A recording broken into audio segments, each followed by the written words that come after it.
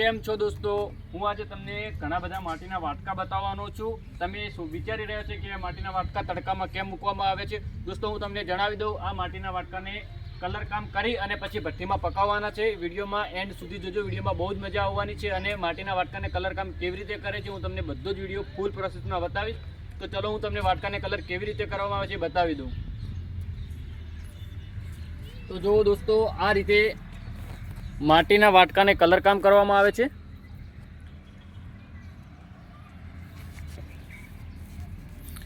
તમે જોઈ શકો છો વિડીયોમાં ઘણા બધા માટીના જે વાટકા છે અહીંયા તડકામાં સુકાવવા માટે રાખેલા છે અને કલર કામ માટે।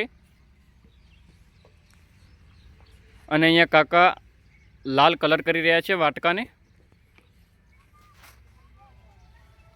અને અહીંયા પણ નાના મોટા કુલરાને કલર કામ ચાલી રહ્યું છે। તમે કેટલા દિવસમાં કુલડાને કલર કરી નાખો છો? કુલડા અમે અઠવાડિયામાં જે પણ સુકાય ને બધા બહાર કાઢીને 1 દિવસ 2 દિવસમાં કલર કામ થઈ જાય છે અમારે। 1-2 દિવસમાં કલર કામ થઈ જાય છે? 2 દિવસમાં કલર કામ બધું થઈ જાય છે, પણ સુકાતા અત્યારે વાર લાગે કેમ કે શિયાળો છે ને એના કારણે જલ્દી સુકાતા નથી। ગમે તે આપણે માટલા બનાવીએ તો અઠવાડિયુંથી 10 દિવસ લાગી જાય સુકાવામાં।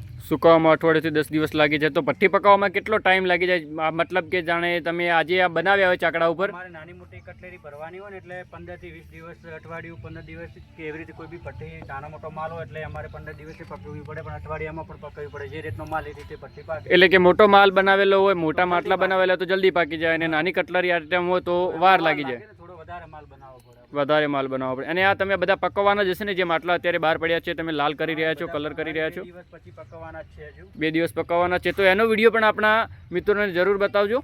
હા, એ પણ આપણે વિડીયો નાખીશું કે જે માટલા પકાવવામાં આવે છે, કેવી રીતે ભઠ્ઠીની અંદર પકાવવામાં આવે છે, અત્યારે જે કલર કામ છે એ વિડીયો તમે લઈ લો બરાબર સરસ।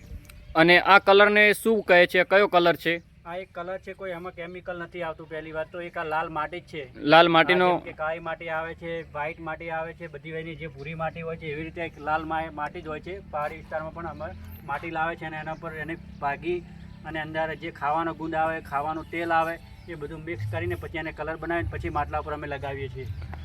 જો દોસ્તો, આ કલર જે બનાવવામાં આવે છે, જેમ કે ભાઈએ તમને જણાવ્યું કે આની અંદર ગુંદ, તેલ એવું એડ કરીને ઉપયોગ કરીને આર્યું કલર બનાવવામાં આવે છે। આનો એ એડ કરવાનો મતલબ શું? જે નાખવાનો તેલ અને ગુંદ ફિનિશર માટે કે ચમક માટે? પાલિશ સારી આવે અને કલર પણ પકવો એટલે માટલા પર એકદમ લાલ સરસ કલર આવે એટલા માટે એના માટે ઉપયોગ કરવામાં આવે છે। એના પર તેલ ગુંદ બધું અંદર નાખીએ છીએ અમે।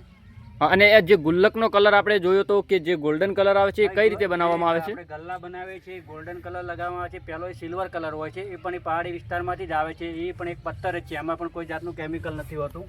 ઘણા લોકો એને અબરક કહે છે, વાત સાચી છે? હા, અબરક એવું બધું, અબરક અલગ અલગ ભાષામાં બધું એવું બોલે છે। અબરક બોલે, કોઈ કલર બોલે, એવું બધું અલગ અલગ હવાની ભાષામાં આવું બોલે। મતલબ કે કોઈ કેમિકલ નથી, પથ્થર ને માટી જ છે બધી ગણવા જઈએ। માટીના કામમાં કોઈ પણ કેમિકલ આવતું નથી। બધું જ જે જમીનમાંથી નીકળે એ જ બધું જ વસ્તુ ઉપયોગ થાય। માટી પણ જમીનની જ છે, બધી એ રીતે જ છે બધું।